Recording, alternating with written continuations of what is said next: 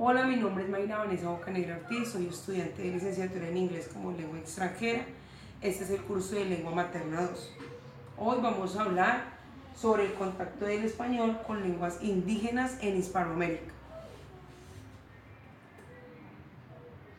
El contacto de la lengua castellana con los indígenas de Hispanoamérica tiene una serie de connotaciones en donde el entorno de las diferentes regiones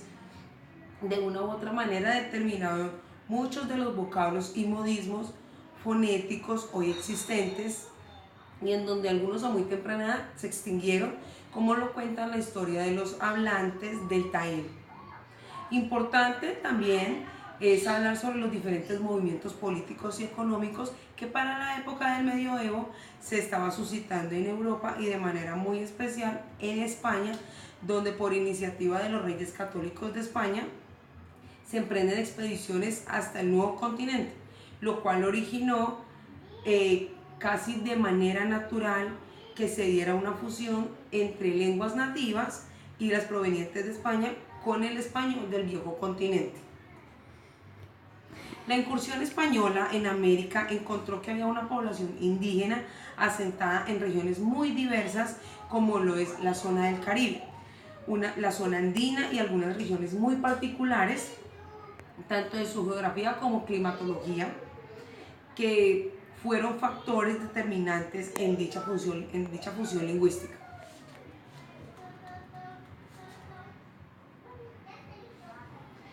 Hacia el año de 1492, los reyes católicos Fernando e Isabel unifican los reinos del norte con las tierras conquistadas por España, siendo este el primer contacto con la lengua indígena, lo cual dio origen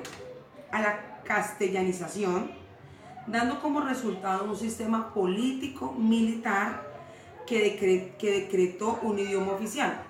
el cual fue pues el castellano, en las regiones conquistadas.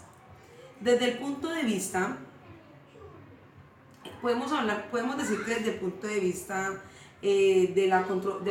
controversia lingüística, es mucho lo conceptuado por la parte de Lenz, quien hace una publicación realizada en 1892 en el sentido de dar o no relevancia a la influencia lingüística de los indígenas nativos, obviamente la lingüística hispana, en razón a la pronta desaparición que hubo con estas.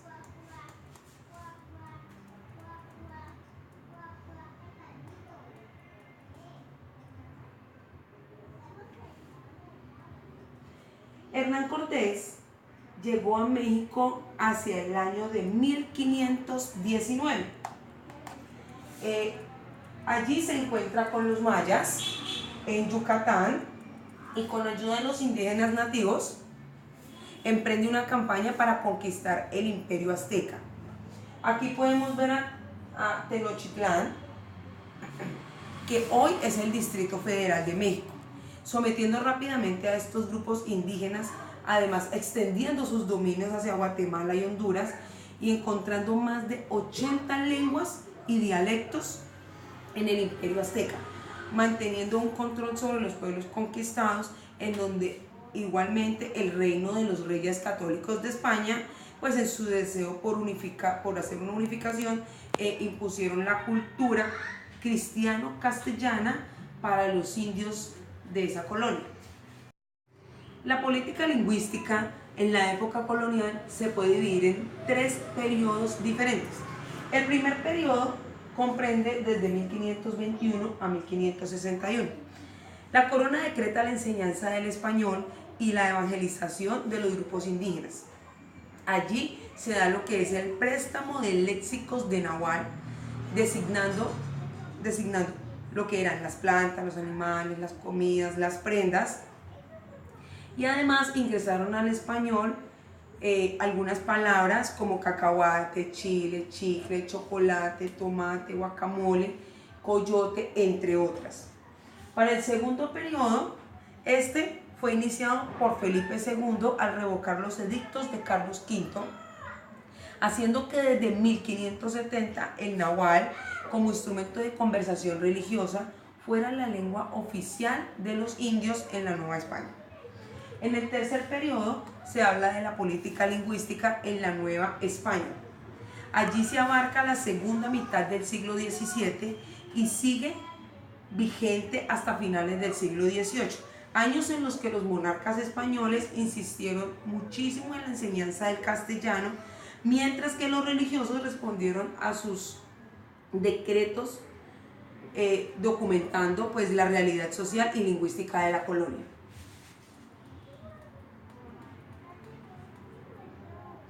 Ahora vamos a hablar un poco del contacto de las lenguas en la región andina. Es importante analizar otras zonas donde los conquistadores españoles se encontraron con una avanzada civilización, obviamente civilización indígena, que fue la región andina de Sudamérica, la sede del imperio incaico, además que en países como Colombia, en su zona centro se puede evidenciar uno de los mejores tratos a la lengua castellana. La región donde hoy en día radica más de 8 millones de quechua hablantes, idioma de la gran civilización inca, y más de 2 millones de aymara hablantes, idioma hablando obviamente en diversas variantes por el pueblo aymara. Esto se da en Bolivia, donde es una de las lenguas amerindias mayoritarias, pero también se da en Perú, Argentina y Chile.